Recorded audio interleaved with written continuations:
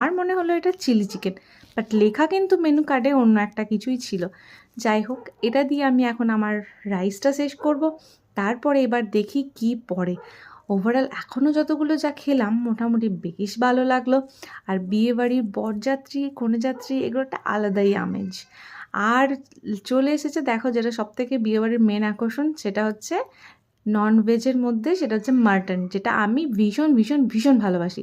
বিয়েবাড়ি গেলে দুবার মাটন আমাকে নিতেই হয়, বাট আজকে পেটটা সামহাও খুব বেশি ভরে গেছে। উল্টোপাল্টা ওই ক্যাফে অ্যাকচুয়ালি না, যেখানে স্টলগুলো ছিল সেখানে উল্টোপাল্টা খেয়ে পেটটাকে ভরিয়ে নিয়েছি, যার কারণে সেকেন্ড বার আমি আর নিতে পারিনি। তারপর একটা করে প্লেট দিয়ে দিল, আর এই প্লেটে এলো চাটনি, যেটা আমের চাটনি।